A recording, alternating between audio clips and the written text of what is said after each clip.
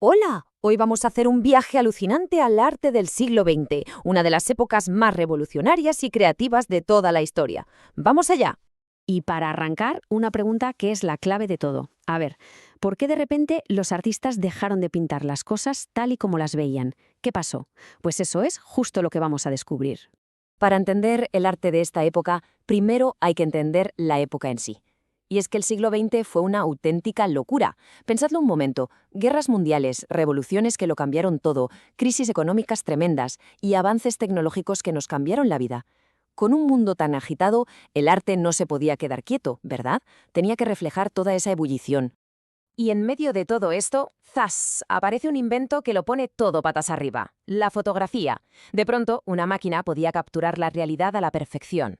Entonces, claro, los artistas se preguntaron, bueno, ¿y si una cámara ya hace esto, qué hacemos nosotros? Y ahí está el quid de la cuestión. Se sintieron liberados, libres para dejar de copiar el mundo y empezar a contar cómo lo sentían por dentro. Y esa nueva libertad para romper con lo anterior empezó por los cimientos. Y lo digo literalmente, ¿eh? Vamos a ver cómo cambió la forma de construir los edificios. En la arquitectura de esta época hubo como dos grandes equipos, con ideas totalmente opuestas. Por un lado, el racionalismo. Ellos decían, un edificio tiene que ser útil, práctico y ya está. O sea, líneas rectas y cero adornos. Por otro, el posmodernismo, que veía los edificios casi como esculturas gigantes con formas súper atrevidas que parecían imposibles. Y mirad, aquí se ve clarísimo. A la izquierda, la Villa Savoye, pura arquitectura racionalista. Es como una caja, ¿no? Perfecta, funcional. Y a la derecha, el Guggenheim de Bilbao, un ícono posmoderno. Esas formas curvas, metálicas, parecen una escultura. Aquí se ve perfectamente el cambio, de la pura función a la pura emoción. Así que el estilo racionalista se centraba en lo esencial. Quería edificios prácticos, luminosos y sencillos. Para eso usaba materiales nuevos, como el acero y el cristal. La idea era que la belleza estaba en lo simple y en lo útil, sin más. Vale, ya hemos visto los edificios. Ahora vamos a meternos en los museos, porque si en la arquitectura hubo una revolución, en la pintura y la escultura hubo una explosión. Esa misma necesidad de romper con todo desató una creatividad increíble. A todos estos nuevos estilos se les llamó las vanguardias. Eran como los exploradores del arte, los primeros en atreverse a ir a donde nadie había ido antes. Su misión era experimentar con todo, el color, la forma y, sobre todo, romper las reglas. Uno de los primeros y más rompedores fue el cubismo. La idea es genial.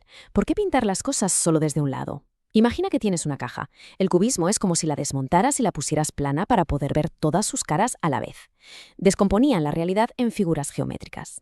Luego llegó el surrealismo, que nos propuso un viaje a un sitio todavía más extraño, nuestra propia mente. Los surrealistas pintaban el mundo de los sueños. Por eso sus cuadros están llenos de imágenes alucinantes y sin lógica, como relojes que se derriten. Pura fantasía.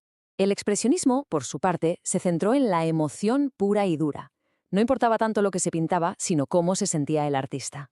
Es como si le subieran el volumen al color y deformaran las figuras para transmitir sentimientos a tope. Angustia, alegría. Era básicamente pintar con las tripas. Pero la cosa no paró ahí, que va. A partir de 1940, los artistas siguieron buscando nuevos límites. Llegó el pop art, que llenó los museos de cosas cotidianas como latas de sopa, demostrando que el arte está en todas partes. Luego el body art usó el propio cuerpo como lienzo. Y hoy el arte digital crea mundos alucinantes. La búsqueda nunca para. Y ahora, para ver cómo todas estas nuevas ideas se pueden juntar para contar una historia muy poderosa, vamos a analizar una de las obras más importantes de todo el siglo XX. Aquí lo tenemos, el Guernica de Pablo Picasso. Es un cuadro gigantesco, pintado solo en blanco, negro y gris. Pero esto no es solo una pintura, es un grito desgarrador contra la barbarie de la guerra. Picasso lo pintó en 1937 para denunciar el bombardeo de la ciudad de Guernica durante la Guerra Civil Española. Y aquí viene lo más interesante. Picasso podría haber pintado la escena tal cual, como una foto, pero no. Decidió usar todo lo que hemos visto, mezclando estilos. ¿Para qué? Para que el caos y el dolor se sintieran de una forma mucho más fuerte, más universal. En lugar de copiar la realidad, usó símbolos. Vamos a descifrar algunos. Fijaos en el toro, a la izquierda. Ahí está, quieto, mirando. Parece un espectador impasible de la tragedia, un símbolo de la brutalidad y la oscuridad que observa el desastre.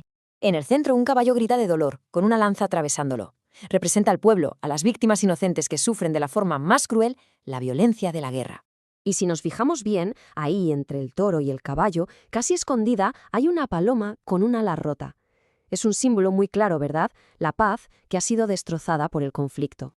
Y a la derecha, una mujer se asoma por una ventana con una lámpara. ¿Qué está haciendo? Está iluminando la escena para que el mundo entero vea el horror que está ocurriendo. Es un símbolo de la conciencia, de la esperanza.